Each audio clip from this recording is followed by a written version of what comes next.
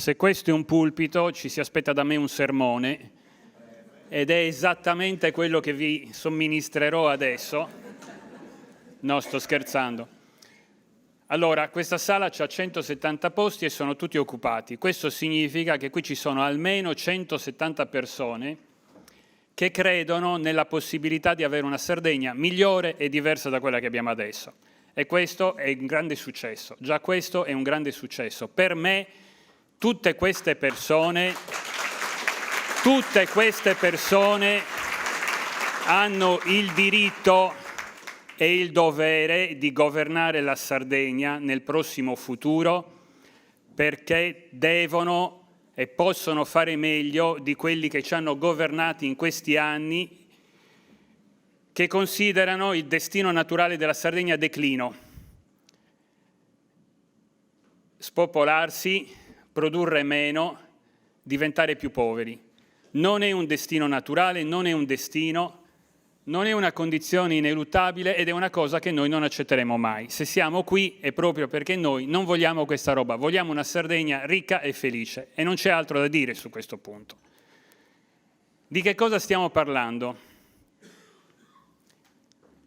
Si parla di una rivoluzione gentile, va bene, io non voglio usare le parole a caso e nemmeno a vuoto.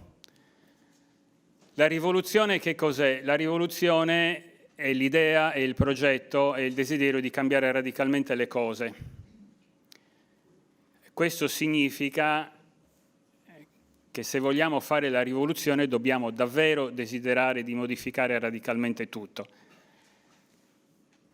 Siccome viviamo nel mondo reale, non vogliamo avere una Sardegna perfetta.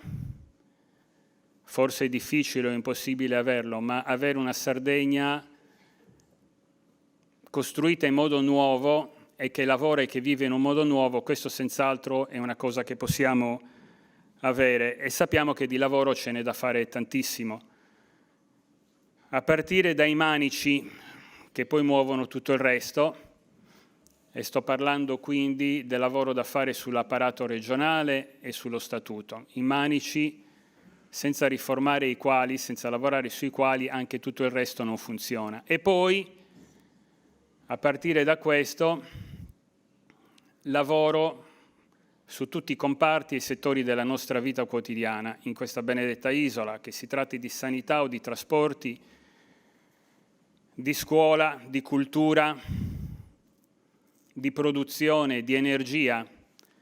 Sono tutti settori per i quali abbiamo bisogno di interventi sistematici, di interventi non sporadici, di interventi organici legati gli uni agli altri e che quindi nel complesso siano capaci di darci una Sardegna profondamente nuova. Questo è ciò che chiamiamo rivoluzione nel 2023, dentro questo sistema politico. Ciò che di sicuro non possiamo avere è una rivoluzione gentile. È meglio che ce lo diciamo perché non esistono rivoluzioni gentili. Se la rivoluzione è rivoluzione, qualcuno dovrà soffrire.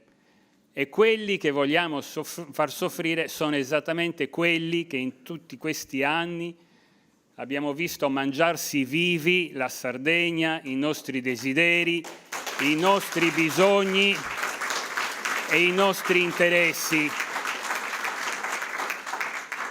Possiamo fare la rivoluzione e possiamo fare e dobbiamo fare una rivoluzione che tagli i rami che non funzionano.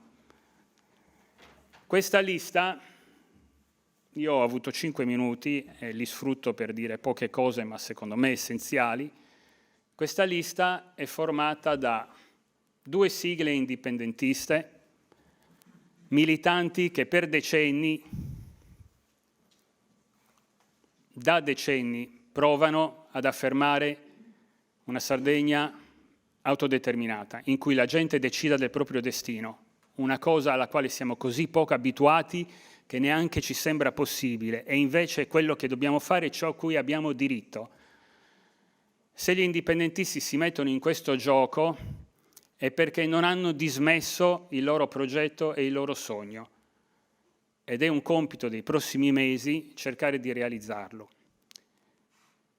Dentro questa lista ci sono i giovani di Sardegna Chiama Sardegna, e quando dico giovani non intendo né giovinastri né gente senza testa, intendo trentenni che per il solo fatto di mettersi in politica a questa età e in questa Sardegna hanno una forza dirompente.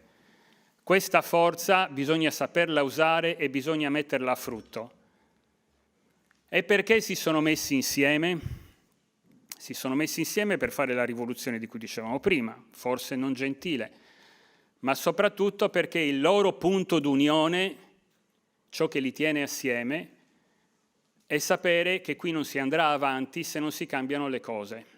Io vengo da Villanova Forru, un paese in cui ci sbattiamo come pazzi per fare delle cose simpatiche, divertenti, utili, ma se viviamo in un posto in cui non ci sono infrastrutture, gli anziani diventano sempre più anziani e nascono pochi ragazzi, pochi bambini, alla lunga il gioco non tiene.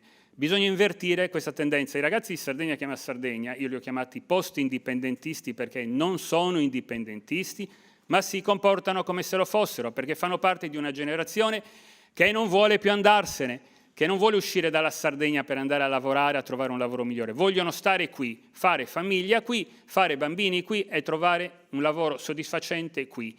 Tutti insieme abbiamo fatto questa lista. Vota Sardegna. Votare per la Sardegna non è propaganda elettorale, è propaganda per il nostro bene. Quindi, riassumendo, staremo insieme fino a quando questa coalizione sarà sarda nei programmi, nella campagna elettorale e in una eventuale azione di governo. Questo presupposto è irrinunciabile. Dentro questa cornice possiamo lavorare assieme e fare un bel pezzo di strada verso una Sardegna migliore. Grazie.